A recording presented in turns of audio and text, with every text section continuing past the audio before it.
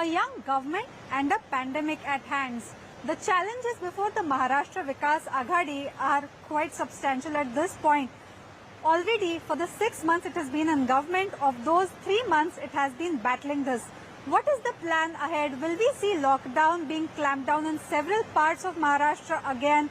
How will Mumbai look like? We have with us Maharashtra's Cabinet Minister Aditya Thackeray to talk on all the issues. Thank you, Aditya Thackeray, for speaking to CNN News 18. Thank you, it's a pleasure. Please tell me firstly that, even now Maharashtra keeps on adding 6,000 to 7,000 cases daily. Even today, Maharashtra and Tamil Nadu together have 50% of the country's case share. Why is it going on increasing? Why can't we control that? I think the most natural answer, even in terms of a scientific answer or a medical answer, would be that in a pandemic, almost 25% of your population is always infected. That is why it's a pandemic. But going beyond that, when you talk about rising numbers, it's a natural habit for most of us to shoot the messenger, to kill the messenger. Numbers are the messenger. In this, what I look at it as, almost epidemiologists look at it as, is basically when you have a higher number, it only means that your machinery is successful in looking at it, pinpointing where the infection lies, tracking them, testing them, isolating them. So a higher number doesn't mean necessarily that you have a higher number of, or type of a virus. Lower number doesn't mean that you have a lesser infection. It only means that your machinery has been able to track more people and isolate them. So, our data integrity, our data transparency, if you see, we're constantly reconciling our numbers also. We're making sure that not a single person is left out of the data. Because again, data for us is important, data for accountability is important. So if you look at the future, I believe that this is a moment in world history which will be noted as a landmark event where humanity learned something from. And if we are to do that, you cannot hide anything. That's why for us, data integrity, accountability is very, very important. But that has been a consistent point of criticism against you, particularly by the BJP here. It says now that 600 deaths are hidden in Mumbai alone. It's a party with the difference. They don't hold science and, transparency at its core. So they will always criticize whatever is accountable. They will always criticize whatever is open, whatever is fair. If you go by science and means of medical science, if they're trying to criticize that, God help them. We are seeing that Mumbai in some sense is now plateauing. There are cases between 800 to 1300 that are reported every day. Where are most of the other cases coming from then? What is the worst fear that you as a minister have? No, Maharashtra has a population which is of course more than 12 to 13 crores. More than that, 36 districts. The populace is always moving around for work. You have a population that is migrating towards Mumbai in and out from the MMR region. You have Pune, you have PMR region. All of these regions, of course, will have cases rising and controlling. If you see, there has been a typical pattern of the virus in Maharashtra. Came into the high-rise buildings, went to a slums, came back to the high-rise buildings. Likewise in Mumbai, whichever wards were on the high initially have gone down low, and there were wards that were remaining behind, they've come up higher. The recovery rate is at 70%. Our doubling the mortality rate is continuing to be high. Absolutely. So I'll come on to that. But our doubling days is at 51. The state is at 55% recovery. Now the entire focus of the state has been towards mortality. Again, in mortality, we're trying to help patients to come to us before, because what we've noticed is most of the deaths are those that are dying in 3 days of admission when they've come late. We are indulging in a policy in Mumbai, in MMR, in Pune, in our districts to go and chase the virus. We're not waiting for patients to come to us. We're going aggressively, chasing the virus, trying to bring it down to zero by seeing your pulse oximeter, your oxygen readings, your temperature, if you have any underlying conditions, if you are vulnerable. All of that we're trying to do, and that is how most of the wards across Maharashtra, in municipal wards or rural wards, have been able to control it. In that sense, be it remdesivir, be it tocilizumab, be it dexamethasone, be it ivermectin and doxycycline, all of these medicines are getting available in Maharashtra. There still is a problem. We're still seeing because they've just got permission to produce it. So as soon as the production increases, they will come. How long will that take? That depends on the companies, but we've been pushing them to produce more. We've been trying to procure more through our government systems. What is the plan of the Maharashtra government to procure? Is there any plan that you have in mind about this much of procurement that you're going to do? For short tender notices for all the cities across Maharashtra, the state government is procuring on a large scale, and we'll be helping even private hospitals that have been working with the municipal corporations in some way to procure these, because these are life-saving drugs. You cannot afford to delay any of it. As a cabinet minister, do you have any idea about how long it will take to streamline the supply of these essential drugs in Maharashtra? We have been on it. I can be very honest with you. Earlier it was allowed for compassionate use as soon as the DCGI gave the permission. We've allowed quick production. We've tried to procure as much as we can, be it through CSR, be it through tendering system, be it through whatever mechanism the government has. For us, every medicine that is required is a necessity today. Along with that, be it something like blood plasma, we've started Mission Platina, which is the largest trial in the world. All of that we're trying to do. But Aditya, in each and every of this, there are several allegations. For drugs like these, there are allegations of black marketeering. For plasma, there are allegations of overcharging for the needy patients. How is the state government going to act at a time of a pandemic when people desperately need all these Be it things? for plasma, be it for anything, right, from medicines to beds. We have been actively working on through our helplines to see if there is any black marketing, especially something like plasma or something like a life-saving drug. If at all there is, we're going hard on those people. We're using the law, getting them punished. You have been a hands-on leader. You've been extremely active on social media as well, where people have reached out to you for help, and you have immediately made sure that they have got help as well. From the responses on the social media, there are several problems as well you get to hear. How are you fixing all those problems as somebody who's at the helm and the Thackeray? No, I think the government of Maharashtra and all the municipal corporations, all the divisional commissioners, collectors, the entire machinery, even the police, everyone's been so responsive. The moment you tag them, as someone who's a part of the administration or the system, before I tag them, they've started acting on it. So what is really good, for example, look at Mr. Chahal, the municipal commissioner. Day one, he was wearing a PPE kit and he was in Dharavi. He was in Sion Hospital. He was in different parts of Mumbai. Likewise, the entire machinery is on ground, and we are all being proactive, not just reactive towards, public health. As administration, we've got to do our best to support our health workers as well as our patients. So these things, for example, ambulances and beds. Early March and April, because of the scale of the pandemic, there was a shortage of beds and ambulances. Today, Mumbai has about 700 ambulances. We have about 20,000 beds in jumbo facilities, 8,000 beds in our institutional hospitals. We have to keep working on it. One silver lining in all this is the WHO taking note of the Dharavi model, the kind of efforts that have gone in. And I'm sure you're smiling there because, that's a kind of achievement that is being touted nationally as Right. well. How do you look at it? It's been great work, especially Dharavikars as a group of people living in that particular ward. They responded fantastically well towards the government. They came out, they tested themselves, they followed all precautions, quarantine, everything. Along with that, the BMC officials who went in there, Mr. Kiran Nigawkar, the local MLA, Mrs. Varsha Gaikwad, who was constantly also in touch with the Chief Minister, with the Deputy Chief Minister, all of us constantly on it. I think that is, of course, one case of success that has been, that has gone across the world, along with, say, Jizamata Nagar in Worli, there's Govandi, all of these cases. But like I said, we take the success with a pinch of salt even today. Aditya, even in that success, there is some controversy now, particularly about the participation of several NGOs. Now there is debate about whether RSS was also a part of the mission of Mission Dharavi there or not. How do you see this whole war for credit and whether RSS was really there or not? How To does be the Sena honest, look at this? there were lots of NGOs who were working peripherally. At the core, it was only the BMC. But having said that, let whoever's worked there take the credit. I don't think RSS firstly works for the credit. The BJP trolls who have been doing this, let them decide first whether Dharavi was a success or not. On one hand, they're trying to shoot for the credit. The other hand, they're trying to shoot that success down. You've seen multiple trolls on Twitter. Any human working for another human, serving another human, I think that's humanity beyond any politics. So I wouldn't. Even if RSS has worked for it, you're okay accepting it? I wouldn't classify anyone into any particular, groups, because finally that is not what the virus is treating us as. We are looking at it as a human race fighting COVID. I think let's maintain it that way. The criticism on Dharavi has been the numbers have reduced because the testing has come down substantially.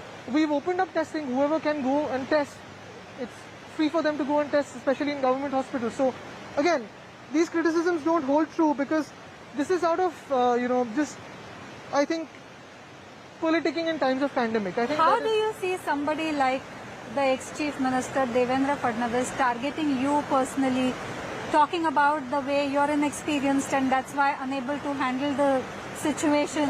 Maybe I'm inexperienced according to him, but if my inexperience says that, okay, I've got to be mature, I've got to stand with, everyone who's helping people on ground, I'm happy to be inexperienced. If my inexperience says that I'm working for my people without seeing race, religion, caste, gender, creed, without seeing political colors, I would be happy to be inexperienced. I think that is what I want to do.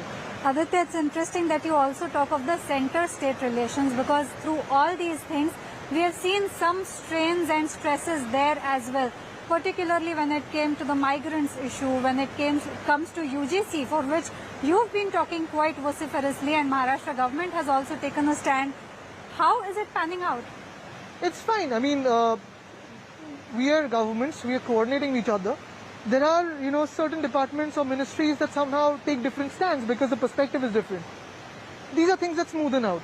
And for even UGC, all we are saying is, look, we cancelled exams when we had 600 cases in the country. That was last March. Now at 8 lakh cases in the country, how are you going to let a congregation of students, teachers, non-teaching staff come from wherever they are when you don't have local transport on, when you're saying no congregation, when you're saying take all the precautions? The stand Maharashtra has taken, it's absolutely just and fair because we're passing all students on aggregate marks. If you see any global standard of measuring academic excellence, it's not on one examination paper, it's on your past performance. That's what we're doing. Finally, it's only 50% of this semester's examination that will happen right now, or rather the assessment. The rest is already done. We're calculating the past performance, giving aggregate marks, but you can't force students to come out of their homes, get into danger zones and give exams. That is our But you continue to be at loggerheads with the centre over the issue because the centre isn't willing to listen. I think the HRD Minister, Mr. Pokhriyal, and UGC probably have a different perspective on it. Probably they're not, having the right picture in front of them. But if they have the right picture from, what is happening across the country, they will agree with our view because we're not forcing students and yet we're giving them an opportunity for academic excellence. A lot of people whose terms will start in foreign universities abroad right now or have got jobs based on aggregate marks right now because term starts September, they will lose out on their admissions and marks as well. What is the bigger problem? A political controversy or endangering the lives of 8 lakh students in Maharashtra and many more lakhs across India and probably increasing the infection rate? If the union government is okay with increasing a infection rate and mortality rate and putting much more stress on your medical system, so be it. But the centre has to take that call. Whether really the centre, the union government wants to endanger the lives of students, their parents, non-teaching staff, teachers, who also are in a vulnerable category, how are you going to conduct exams? And the same goes for professional courses as well. Today we've had to, have exams for our medical science students. But the point is, the MCI has to decide because all our medical students are working in COVID wards. They're working with doctors. They're working as students, helping in some COVID response or the other. Today, we're forcing them to give exams because the MCI has not budged. The problem is, how are you going to risk their lives and make them give exams? That is the issue. That is my only problem. That on one hand, we're saying stay indoors, wear a mask, don't step out unless necessary. The other hand, we're saying academic excellence. Is academic excellence judged on one examination paper? When will schools open up in Maharashtra, Aditya? The Chief Minister has said schools, colleges, when they will open up is a matter of time because we of course have quarantine facilities and isolation facilities in that. But we're trying to open up education, if not just schools. Because with education what happens is you can do online education, you can have homework, you can have, home reading. That is what we're really looking at because But it all sounds well in particularly urban areas. No, it has you a have lot of several hurdles. rural tribal areas where there is no internet connectivity. Absolutely. That is what I understand and that is what the Chief Minister understands. That is what the Education Minister for schools and higher and technical education also understand. Which is why we're working with a lot of corporate groups. There's Tata, there's Reliance, there's Birla Foundation. All of them are helping us with multiple things. And that's what we're working on. See, finally, we will have to adjust the lives one way or the other to be managing COVID. Now, whether a vaccine comes out or not, whether we have a full cure to COVID or not, is how our lives will go on. But we have to live, we have to breathe, we have to educate ourselves. So like I said, physical infrastructure wise, don't know much, because obviously a lot of it is engaged in COVID response. But education wise, can we start something is what we are actively working on. Because, schools and colleges were the first ones to shut down in Yeah, March. yeah. So, by that logic of the Chief Minister himself, they will possibly be the last ones to open For too sure. because of the risk factor. No, risk factor, you have kids going in there, the kids go back to their parents, their grandparents, you have teachers coming in, teachers interact with a lot of people. The amount of precautions you can take in there are the least. Because finally, a child will go and give a high five to another child. A child will interact with another child. So, these are precautions that we have to take, unfortunately, in this world. Okay, Aditya, one question that is about the government and the state exchequer. When you took over 6 months ago, the condition of the state exchequer wasn't great. Of the 6 months that you've been in power, 3 months you've been battling this pandemic, there has been a lockdown as well. Now, how does the state exchequer look like at this point? Because one of your ministers recently said that even for giving salaries for next month, we may have to take loans. Absolutely, and unfortunately the world is looking something like that. But thankfully, for what is our priority right now, the COVID response, we've got a lot of corporates standing strongly by us. Like this one, this response center is built by charity. It's built by CSR. A lot of people have stepped up, be it the film industry, be it the industry, be it any person who's wanting to. We've had little kids donating money to the CM Relief Fund on their birthdays. We've got 90-year-olds donating money on their birthdays. And again, every penny in the Chief Minister's Relief Fund has been accounted for and transparent, and you can find out where it is being used. But at a time when even these corporates, even the other agencies which have been helping you are under the same threat, how does the government think or plan to get funds in its coffers? Because the industrial activity isn't happening much either. Agreed, but that is what we have to work towards now. That is where the government response towards this will really matter. Again, the Finance Minister, Ajit Pawar Sahib, he's working actively on it day in and day out. We've had to, realign our finances. We came in with a dream budget because this is our first year, so we were obviously putting our manifestos into it. We have to realign stuff. But life must go on. And that is what we are working about. See, the spirit of human nature is such that we will rise. The moment COVID comes under control, activities will rise. Do you think the centre should give you some package, should help Maharashtra considering its share in the national kitty that has been a demand. We are asking for our GST returns at least. But again, I think that is better voiced by the Finance Minister himself because he will represent the department on behalf of Maharashtra. Apart from the GST and the other funds that the state expects, is there going to be any demand for a package for ensuring that the government has money and for restarting of industries? That will obviously be voiced at the right time by the Chief Minister, by the Deputy Chief Minister. Like I said, finally it's a department that is so intricate that it's better voiced by the Minister himself because he knows the real condition right now, and what we have to ask and how is something where the Chief Minister and he will speak about. Okay, one question that has consistently been asked is for how long this government will continue, particularly after the differences between all the three parties emerged, may it be the recent Parner episode, may it be the transfer of DCPs that was done, revoked and then again revoked. What's exactly happening in the Maharashtra Vikas Aghadi? Everything's normal, everything's fine. We're all working on COVID response. We're working towards fulfilling our dreams for the people of Maharashtra. The people who are asking this, again, you've got to ask them this question. Do you have humanity left in you? Because you're trying to indulge in rumor mongering, in trying to destabilize a strong government in times of a pandemic. I mean, this is where I say, that the opposition really has to think deeply on what they really believe in. Serving the people or serving their own selves by trying to just get to government. I think that insecurity that they have or jealousy that they have or the desperation that they have, I think that needs to be channelized towards helping the people right now rather than just rumor mongering about the government. So you don't see any merit in the deadline of October in the speculations that anyone who thinks like that in terms of the opposition who's feeding this out to people, like I said, they need to think about their priorities right now. Is it really worth speaking about something which is A rumor, completely false, B, is this the time to speak about these things? So there is no iota of truth in the speculation that the Sena will go back to BJP if they are given the Chief Minister's position. This government will last full 5 years, and we will help and serve the people much more along with our partners. One of the reasons for this speculation is also Operation Lotus. We have seen that happen in Madhya Pradesh. We are seeing the developments happen in Rajasthan as well today. In fact, Sachin Pilot was sacked out. How do you see this whole development? I am talking of any operation that indulges in destabilizing a government. It's absolutely not human to do so. That is what the perspective is, and that is a common perspective that the people hold, because finally a government which is elected is there to serve the people. You cannot just do this.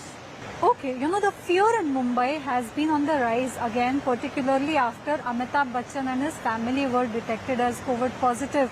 On one hand, we are saying that the numbers in Mumbai are plateauing. On the other hand, people's fears are obviously there, which keep them, from getting out of their houses. Yeah. What do you want to tell Mumbaikars? How safe is it right now to come out of their firstly, houses? with Mr. Bachchan getting infected, of course, he is the face for most of the health campaigns of Government of India and all the governments. So that fear immediately struck everyone. But thankfully, his tweets have calmed down a lot of people. About telling people, I would only tell them that, yes, the virus is here for real. It's not something that we shouldn't absolutely not fear. I wouldn't say, that don't fear, just step out, because that is something that is absolutely wrong on my part. I would say just be cautious, take enough precautions, wear a mask, keep your hands clean, don't touch your face unnecessarily, don't step out unnecessarily. If you can work from home, work from home. Because most of us have got frustrated with the virus and by staying at home, we're bored of it. The virus isn't bored of us as yet, it's still chasing us. We've got to chase the virus by doing our bit as citizens, by staying home, by taking precautions. As administration, we're going out there aggressively testing everyone. One last question, Aditya, and that is, after 3 months of this sustained effort, obviously the health machinery is quite tired. We are seeing that particularly when it comes to contact tracing, it isn't as aggressive anymore. What is the plan of the state government? Do we intend to bring any health workers from other states, or how are we going to make sure that the overtired health machinery gets some rest and starts chasing the virus aggressively again? No, there are times when, some of our officers feel the weight of it. There are times we just actually lost a very brilliant ward officer, Mr. Khairnar, Ashok Khairnar. His doubling days, which is the ward I live in, is 134, which is probably the highest in the country, which is one of the safest wards to stay in. I would be very happy to say that. Unfortunately, we lost him. The spirit to fight is extremely high. Yes, there is physical fatigue at times, there is little mental fatigue at times, but when you speak to them, they are not here to give in or give up. They're saying, so we'll fight to win. I think that is the spirit that is constantly keeping us going as the administration, saying, okay, we're with you, go chase the numbers, don't be scared of the numbers, fight the virus, let's be honest. I think that is the spirit we're fighting for. On that note, Aditya Thackeray, thank you for speaking to CNN News 18. It was a pleasure. Thank you. Thank you.